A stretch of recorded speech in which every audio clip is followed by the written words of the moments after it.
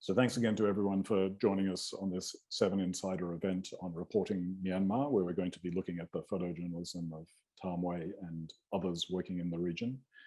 Tam Wai is joining us from the region. He is staying off camera for this event because the safety and security of photographers in Myanmar is paramount, and we don't want to compromise that.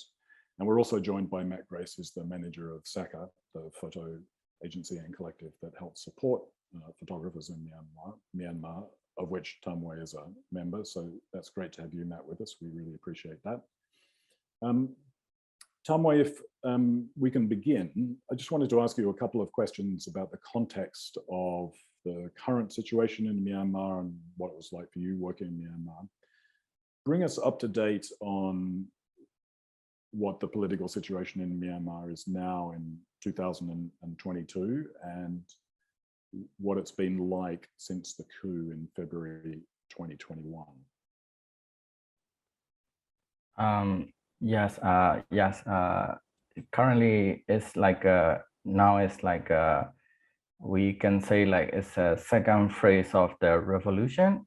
Yeah, since last year February, military staged the coups, and everyone was like everybody in Myanmar was like against it, and military usually they crack down brutally, and all those people survived from the crackdown where they went to the ethnic control area. There are like ethnic rebel armies, and they join and there, and they got military training, and they are now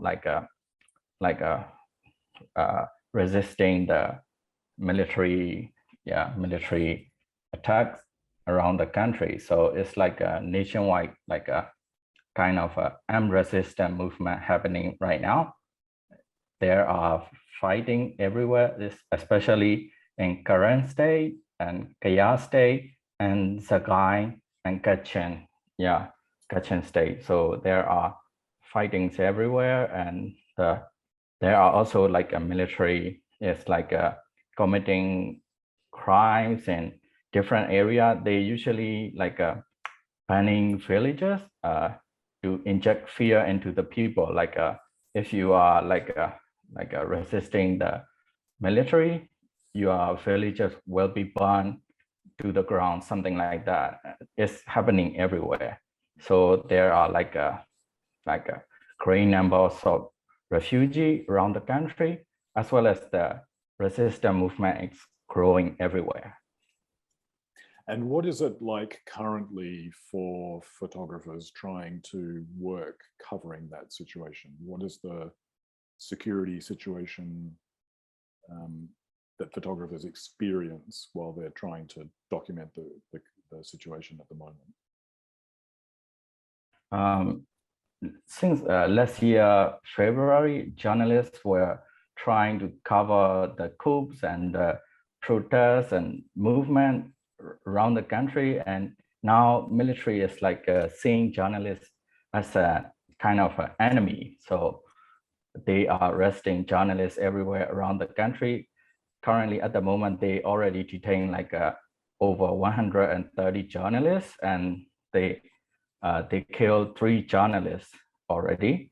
So there are journalists have to flee around the country. The journalists are like moving around to the like ethnic organization area, and as well as those staying in the capital and Yangon, Mandalay. They are still living like a low profile, hidden, and they usually report with the different pseudonym alias name, because usually military is like arresting journalists. If they cannot arrest the journalists, they're trying to like arrest the family members and seize the property of the journalists, something like that. So journalists are like, everyone is like reporting by using alias name. And also even for photojournalists, we are like kind of have to stay low profile, because there were like last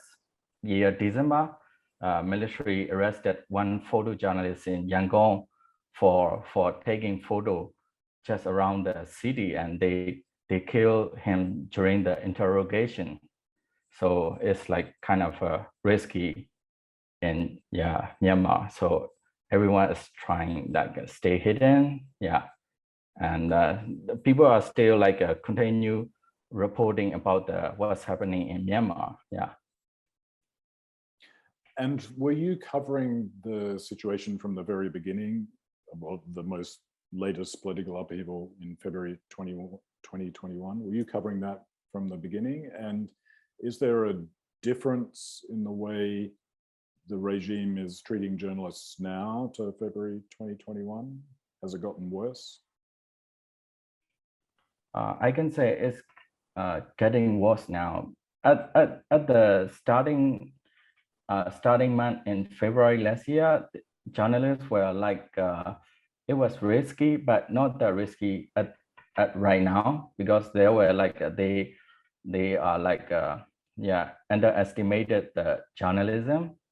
And after like starting from last year March, they realized that the journalism are the information they cannot control, because they have their own media, like a kind of a propaganda media. But nobody is watching their TVs or their newspaper, but people are getting informed by the free individual journalists. So they try to control the information by arresting journalists, and trying to arrest journalists, and they start arresting journalists, and even they like targeted at the journalists when they crack down the protests. So they usually police and military were usually follow if you are a journalist, because they target like a protester as a second, like a journalist and political activists are the first target for them. Now it's more like they are still trying to get detain the journalists everywhere. They set up a checkpoint everywhere, and they can check your computer or mobile phone or camera. If they find out there is information about the military, something, they're gonna arrest you right away, something like that. So it's hard to go around the country without clearing your browser history or email history, everything. Like you have to be like clean and clear from the military related reports in your devices, something like that. I'll be interested a bit later to come on to some of those practicalities of actually how you worked and how you ensured your own security. But why don't you show us the selection of images that you've made from your work covering the situation in Myanmar? So if you can share your screen and talk us through the images that you want to show us. Thanks. Yeah, sure.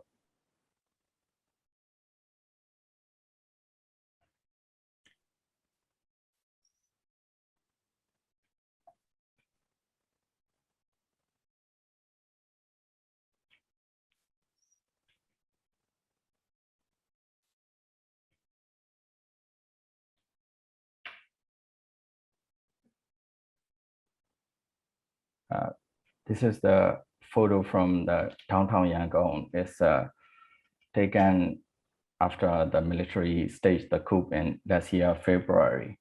They on that morning they cut down the cell phone, internet, everything, like no communication at all on that morning. So they also like yeah, they also taken the city hall area. And this is the first mass gathering movement in February. She's one of the leader from the protest movement.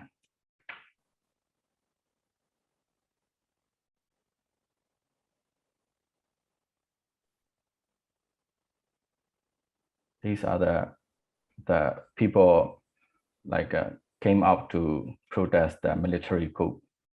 It was a nationwide protest everywhere around the country. These two photos are from the Yangon. These are the main city, like a crowded area. There were people everywhere. And these people resisted right from the beginning. This was very early on, straight away after the coup. Yes, it is. Yeah, like there were a few protests, but it was small after, like they started protesting around like February 3rd, something like that. Yeah, and there were also other like people, and the mass protests happened on February 6th.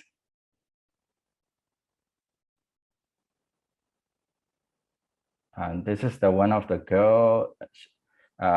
She was protesting right in front of the central bank in Yangon. Yeah, the bank was like protected by the military with the armed vehicles, and there were around like 100 soldiers over there. And when I was there, she was like already like crying and like yeah, shouting like soldiers to restore the democracy. Yeah, it was around noon, something like that. In the evening, she passed out.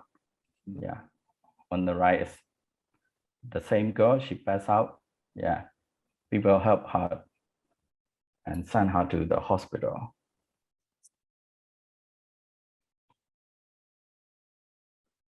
And this was taken in Yangon, and military was using like a tear gas, rubber bullet. On those days, it's like a second week of February. They still like using rubber bullet. Later, they start using live ammunition. And there were like journalists starting to get arrested. And this is the time they start using live ammunition. The protester was shot in the head, and yeah, he was died on the spot. Yeah. So the more people resisted, the stronger the crackdown became, and the more violent the response was from the military. That's right. Yeah, military was like they were like starting to use the live ammunition to like to oppress the movement, because there were like mass protests around the country for several days already. They cannot control that, and they start using live ammunition. Yes. Yeah. And they start arresting people as well. And this was around the popular area in Yangon, and police start arresting. Even for journalists like me, I have to take photo, and I had to run and hide somewhere, like a random building. I ran into random building and like hide in the stairway, something like that. And yeah, the left side photo is I ran into a convenience store, and the staff lady, she opened the door for the people, including me and the other protester. So as soon as we were inside, she closed the door, and she locked the door, and she also hid behind the shelf. Yes. So she is kind of saving a lot of people from getting detained. Yeah. The combination of those two photos, you can really feel the tension of the situation, of the search party and the people hiding. It's extraordinary. Yes, right. Yeah. On that day, police arrested 2 journalists as well. Yeah. This was one of the popular area in Yangon. Yeah, the youth, like protesters, were like using a shield made from the plastic paper, something like a plastic barrel, something like that, and make it as a shield, because yeah, even though they cannot like defend the real bullet, they still trying to cover, just in case military start shooting the tear gas, they can like counter it, something like that. So from that time, like reporting about the coup is starting to like get dangerous. Yeah, you can get shot by the live ammunition as well, and it's really hard to take photo, because it's more like a safety first, photo is second, something like that. Yeah. Yeah, sometimes it's really hard to balance. You want to take a good photo, or you want to risk getting your safety, something like that. So it's like trying to balance about the reporting. Yeah. And this is one of the protester shot in the head. Yeah, he is his name is called Chemendu, and yeah, and the lady is his mother. Yeah, at the funeral. Yeah, he tried to be like a frontliner of the protest movement, something like that. They usually have a like a shield made from the barrel, something like that, and they stay on the front line to get the other protesters safe from the military. He is the, we call frontliner. He gets shot in the head. Yeah. How many protesters were killed? I mean, I appreciate it's ongoing and this is over a period of time, but once they turned to live ammunition, how many were killed, do you know? I think it's hard to say now, because it's already been over a year. But on those days, there were like around 12 or 15, something like that. People died by the military around the country. Yeah, he's one of them. On that day, there were like around dozen or like something like that being killed around the country. Yeah. And these are the more people, killed by the military. The lady is kind of, she is not even a protester. She was like a staff from a bank, and she was traveling with a van from the office car. Is military is like shooting randomly, and she got hit by the 3 bullet from military, something like that. Yeah. When you're photographing situations like funerals, do you feel welcome from the people who are holding the funeral? Do they want your presence there? Do they want this documented?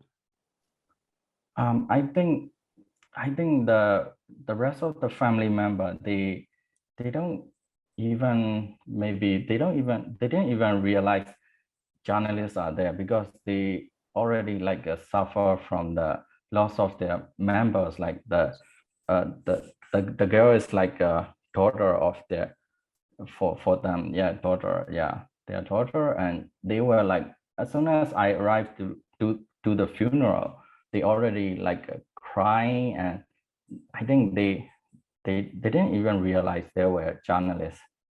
Yeah, I think so. Yeah, it was like a heartbreaking moment. Yeah, even for journalists. Yeah, it was. Yeah.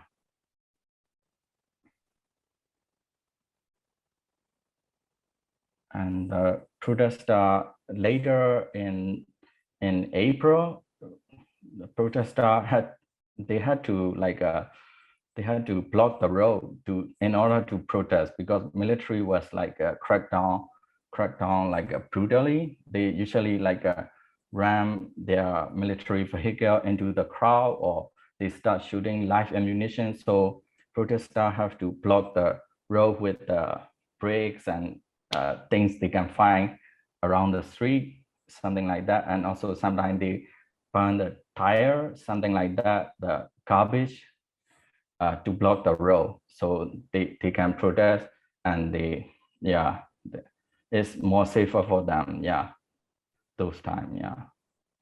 And what is the significance of the three finger salute that we see the protesters making quite regularly? What do the three fingers mean? Three fingers was, I heard like it was like kind of taken from the movie called Hunger Games. Mm-hmm. It was like resisting the authorities, something like that. It's like uprising. So people start using since the day one, raising three fingers. It's quite common around the Southeast Asia region, I think. Thailand, they also protest with three fingers, something like that,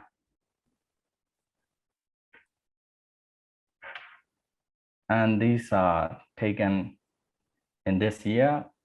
The uprising is starting to turn into a second phase, like an armed resistance movement, because military was like a brutally crackdowning like a protest. So people are starting to defend themselves. The first they start defend by making a homemade weapon, not even weapon. They started resisting with the slingshot and homemade like a kind of a non-lethal weapons, and later they starting to develop into like a hunting rifle, and then now it's like a full like automatic rifles, and something like that already developed into a kind of a civil war. This is taken in Kaya state. This is the village being bombed by the military. The military usually use a lot of like excessive airstrike bombing, something like that in the region. They also use the artillery shelling around the region. So these are the one of the village. People already left the village. The village is completely destroyed. So the uprising and the resistance was not limited to cities. It was also, as you said, all around the country. So it was just as much in the rural areas as the cities. Yes, right. They're not just not just in the city. They were happening in rural areas like villages as well. This is taken closer to Kaya State, Demoso Township. This is a kind of a village. Now it's already like a frontline zone area. This is the resistant armed group called KNDF, Currently Defense Force. It's they founded after the coup in order to fight back the military. So they are like their numbers are growing every day. This is Battalion 8 in Kaya State. Now they have a kind of like a automatic rifle and everything. They started last year with the hunting rifle, homemade rifle. Now it's like already like a growing, and they control more area now.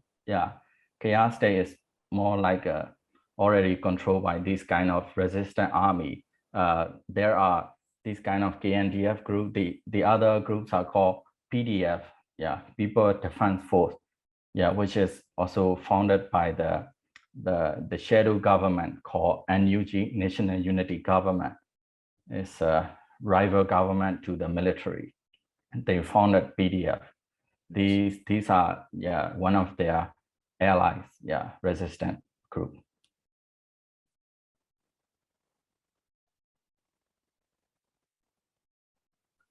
And this is the funeral of a woman where I stay in Kaya State. she was killed by the military artillery shelling. She and her brother was about to go out from their home, and there was the artillery shell by the military dropped next to them, and she was died on the spot, and her brother was taken to hospital. Yeah, people are like dying almost like every day around the country by the military, something like that, because the military is like they usually use airstrike and also artillery shelling. Yeah, so they can like shoot up to like 20 miles, 50 miles from their base without going out from their base camp. Yeah.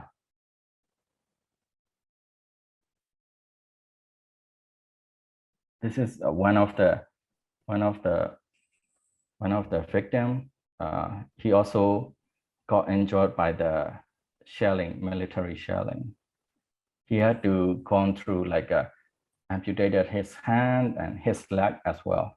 There are around 20 people in that IDP camp suffer from the military airstrike and shelling.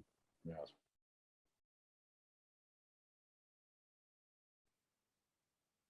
And this is the photo I taken at the IDP camp in the Kaya state.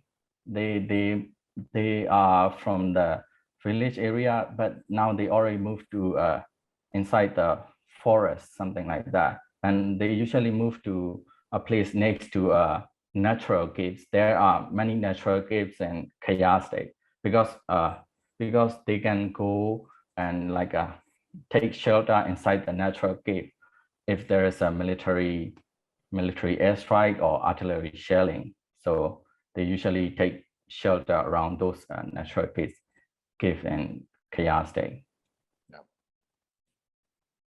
This is one of the cave. The children were like playing around those caves.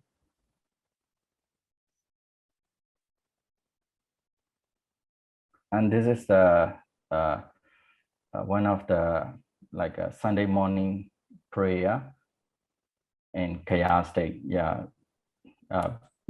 majority of Kaya state people like believe in Christianity, Catholic. They are mostly, and these are the people from the IDP camp, and they were like gathering for Sunday morning mass prayer. And there was when I was there was a military, like a civilian jet was flying around the church, and people were standing still like this, and they all go silent.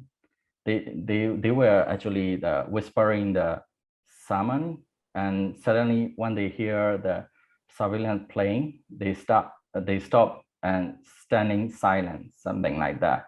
It's kind of like they don't want to be like discovered by the civilian playing, because military was usually like they usually send a civilian plane around in the morning, and an hour later they will send fighter jets to start airstrike, something like that. It's kind of like a kind of everyone know what they have to do if they hear the fighter jets flying around, something like that. Yeah, everyone, yes, was like I think that even the women and children, they have like a mental trauma, something like that. They usually afraid of the sound of the fighter jet engine, something like that. Yes. As soon as they hear the sound, they usually take cover and runs towards the natural cave, something like that in those areas. This is one of the villages in Kaya state. People are like they have to start like carrying the hunting rifle to protect their villages, something like that. These are ordinary, like before coup, they were like ordinary farmers, something like that. After the coup, they have to make a hunting rifle to protect the village, because military was usually like attacking villages and arresting people for like as a porter, or sometimes they even use people as a human shield to attack the PDF base camp, something like that. So every village has this kind of civilian carrying hunting rifle to defend their own villages, something like that. It's kind of like their duty for every villager to join the civil service, something like that. Yes. Yes, it's kind of everywhere. It's like people have to carry kind of gun or machete or something like that. They have to like patrol around the villages as well to inform the villagers to flee if there is a military start like coming to their village, something like that. Because before that, there were like last year December, there were there was a village next to this village. There were people killed and burned, around 30 people next to this village, as in Kayah State, yeah, by the military, yeah, because there were no security like these people at that villages. So now everyone has to do the scouting and securing the villages in those areas. It seems that everywhere in the country is an actual, yeah, it is, yeah, or a potential yeah, conflict zone. Yeah, right, yeah, yeah. Every village has to form this kind of Yes. like a group, yeah, to secure the village. Okay, this is the photo from my current documentary project. So yeah, these are all, and yeah, there will be other photos, yeah, other people's photo you can find on this sagaphoto.com. Yeah, thank you everyone. Tamwe, thank you very much for sharing that work. We've got a couple of questions. I just wanted to start with kind of a sort of a practical one about how you're working. When you're taking those photographs, are you on assignment for someone, or are you pursuing this work as a personal project, the need to document the situation yourself, or a mix of the two? I mean, what's driving your possibility of taking those pictures? Yeah, it is more like a personal project actually. Yeah, I started documenting about this revolution starting from day one. On February 1st morning, I went to City Hall, downtown area, to start taking photographs, because it's I know that it's kind of a important, like a historic event for Myanmar, because we had seen military coup back in 1988. That's the last time, and then in 2010, the military starting giving like a democracy back to the people, kind of democracy. Yes. And now in 2021, they taking back and starting coup again. So it's like a historic event. So I think I wanted to do a documentary about that, and yeah, so I started as a personal project. Yeah. Damwe, perhaps you can end while staying off camera, you can end your screen share.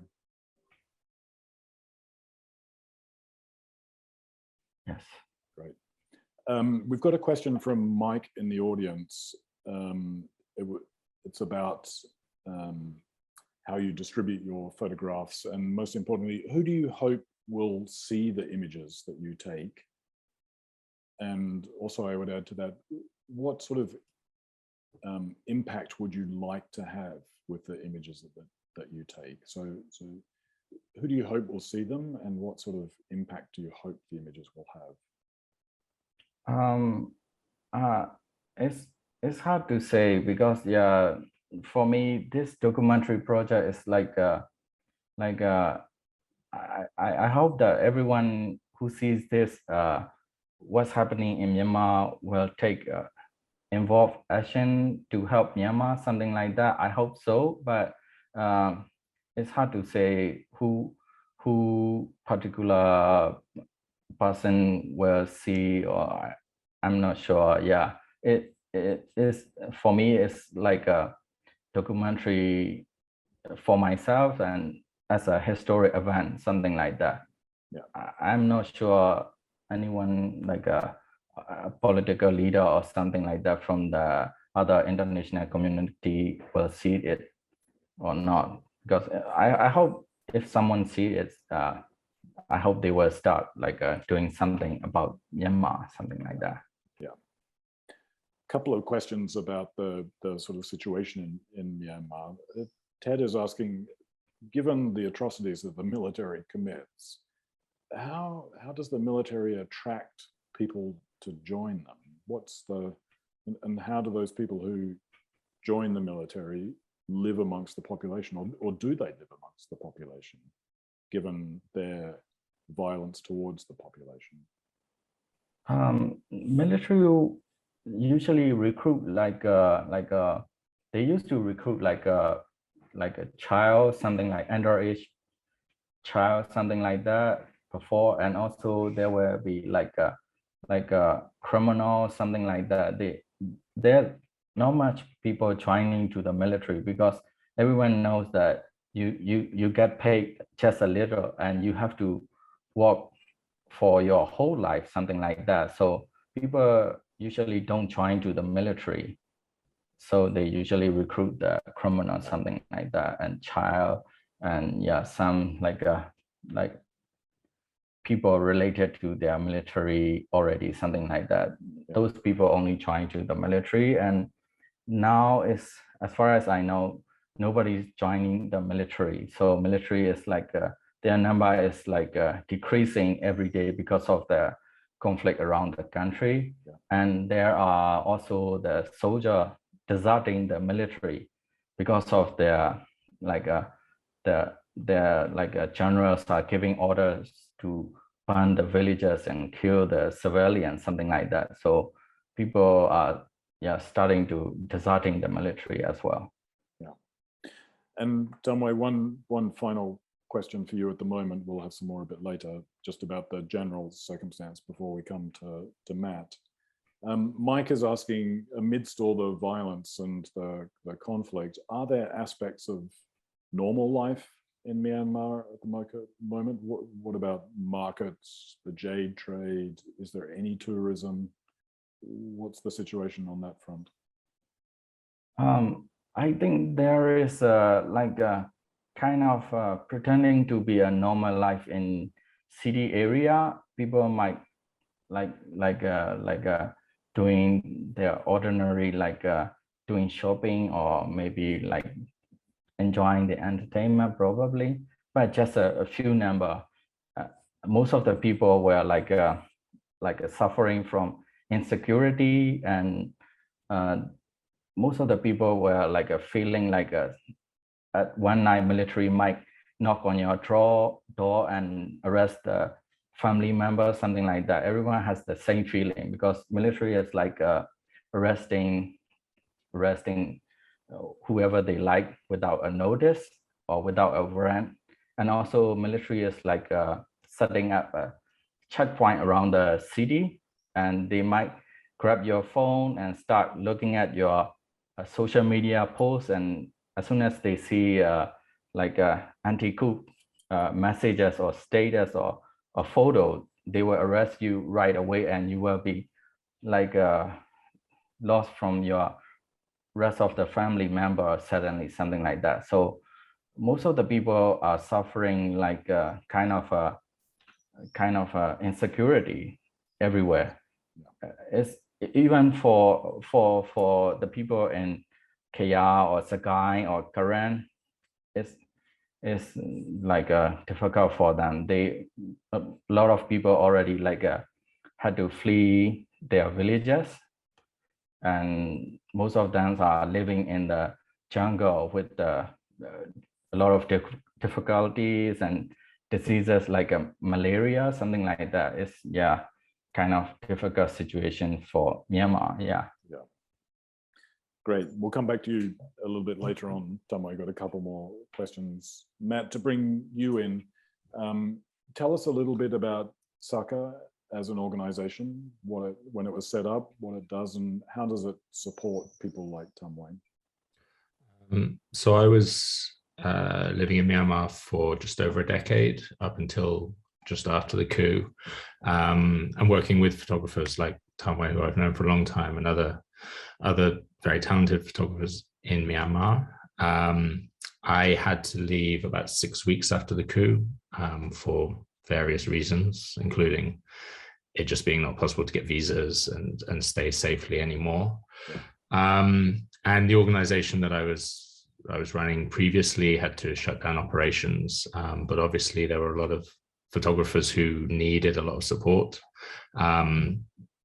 Just in terms of newsrooms being raided and shut down, there's absolutely no work left for freelance photographers. And as Tamwa says, as the protests went on and as the crackdowns became worse, journalism generally was basically criminalized. There was no way to work openly. There was a complete failure of the banking system. So even if you had someone, buying your work or hiring you or commissioning you, it was almost impossible to get any money into the country. So SACA was kind of set up to alleviate some of these issues.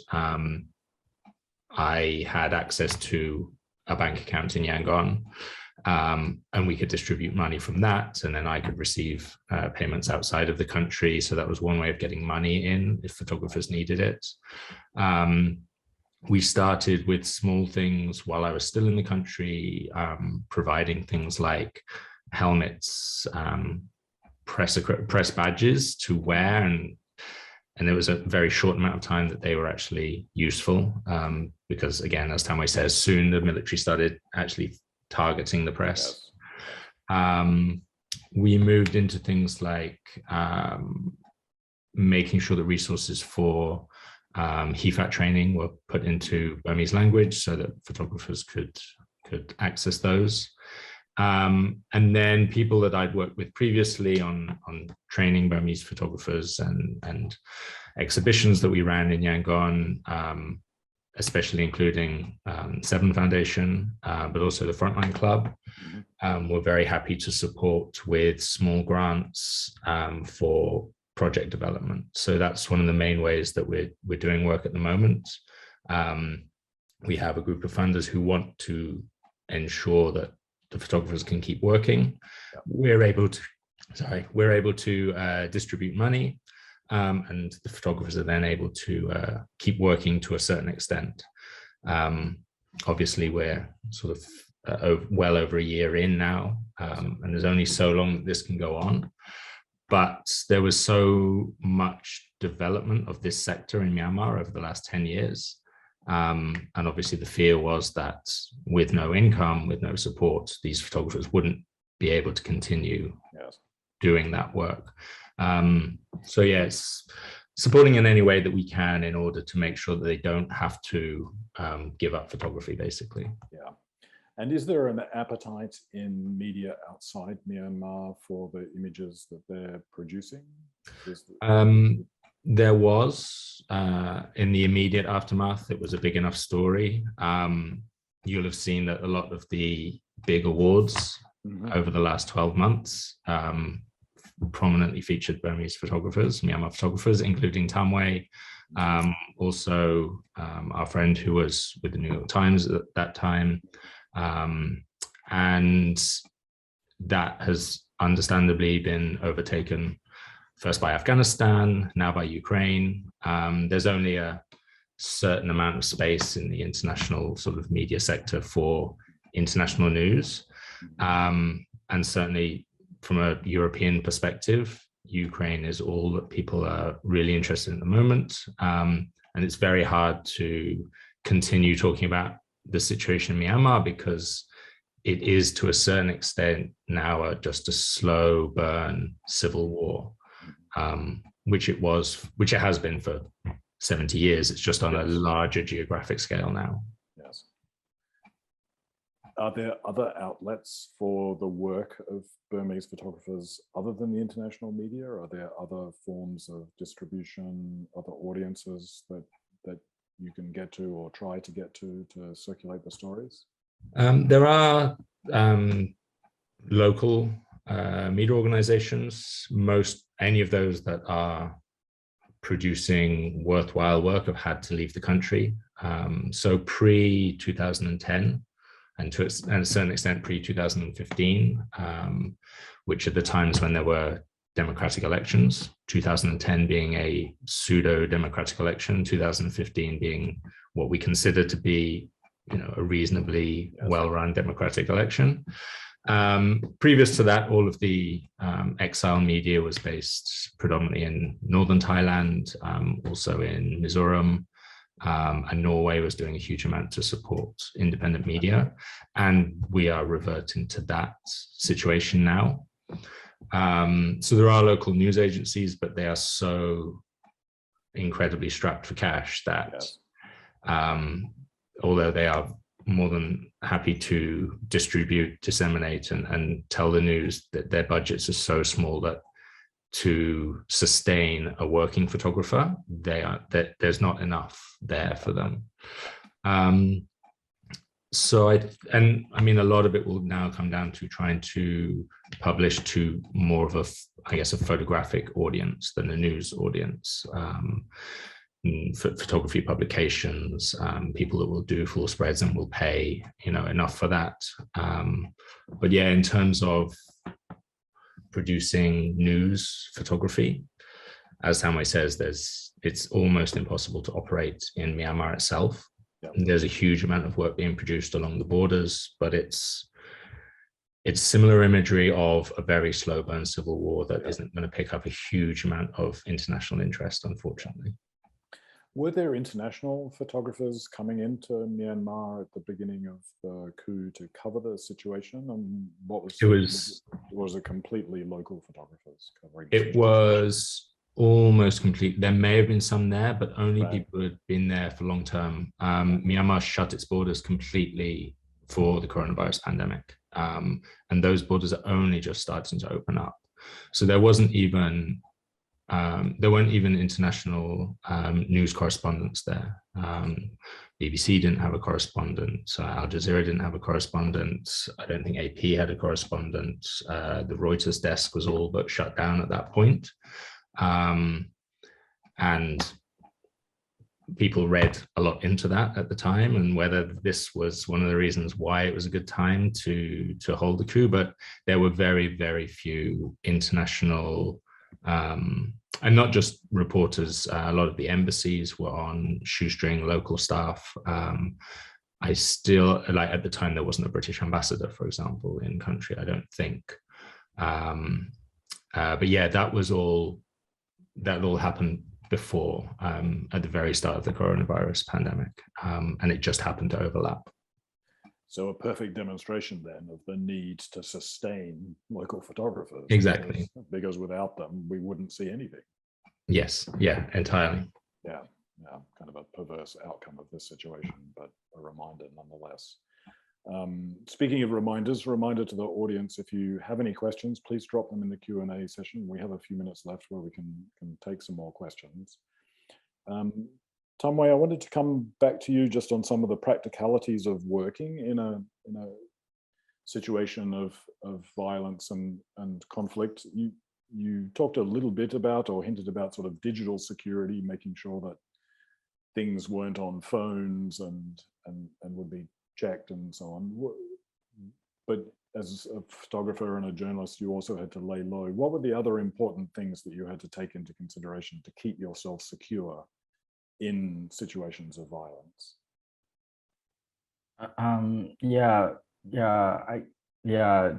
There is you have to make sure about the digital security, because something like for my field trip, I take digital and film as well. So I usually keep the digital file like a SD card hidden somewhere. Mm-hmm. In case there is a military checkpoint. Yeah, so I have to hide it. And also even at my home, I have to keep it all my important stuff into a hard drive and keep it hidden somewhere, like a secret place, something like that. And also like I have to make a copy and give it to a trustworthy friend, something like that. It's kind of, not just for journalists, even for ordinary people, they have to they usually use like internet and something like that to share about the anti-coup protest, something like that. Whenever they leave home, they have to delete everything, something like that. Because it's quite dangerous to go out, because military might set up checkpoint randomly around the city, something like that. And also like you have to take away all the things indicating you as a journalist in Yangon. Usually you have a press card or something similar. So you have to discard it, everything. In your home, when you go out, everything. You have to stay low profile, something like that. So we have a question for you, Tumway, from Elise in the audience about the prospects of resistance groups like the NUG and the CDM winning.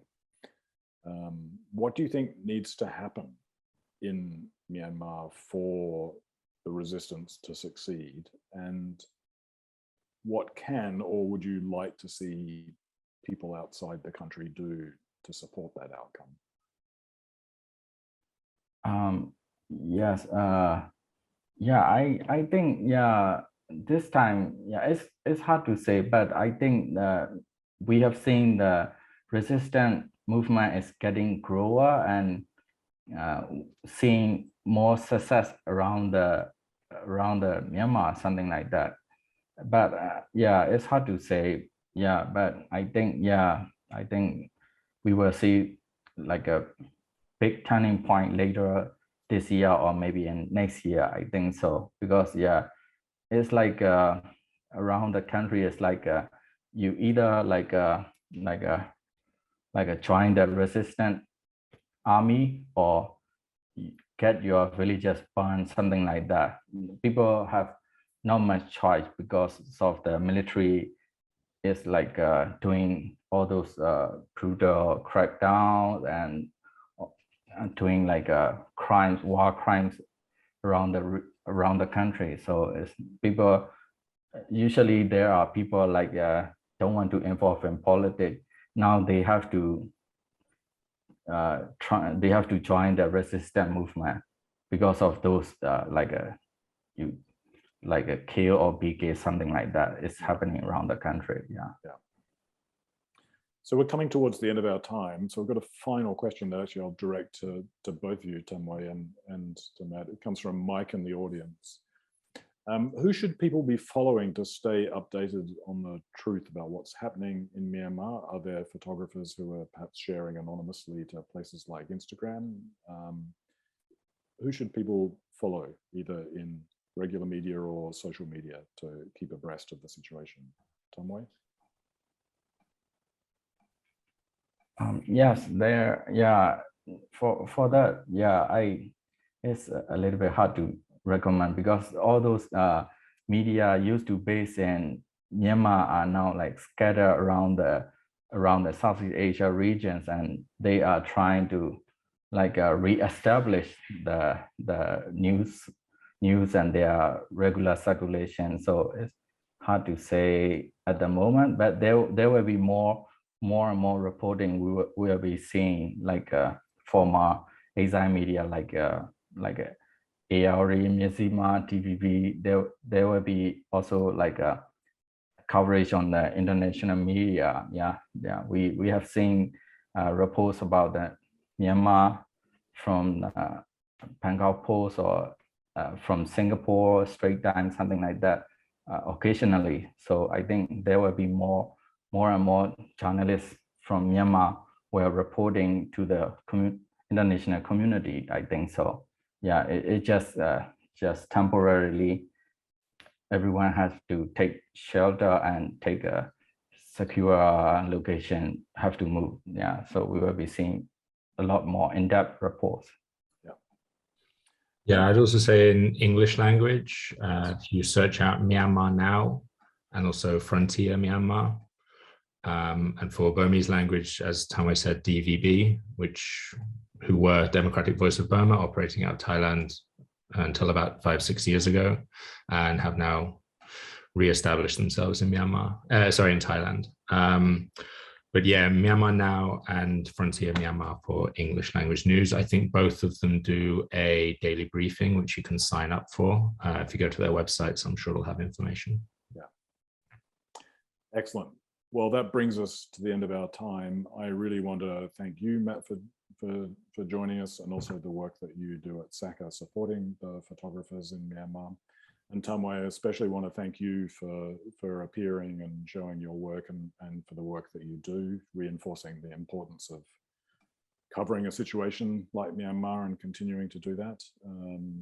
So I know that everyone in the audience is wishing you the best, and also wishing you to stay safe and productive so that we can keep seeing those photos. So thank you both very much for joining us, and thank you very much for everyone in the audience for participating today. Okay, thank you. Thank you. Thanks. See you later. Bye-bye.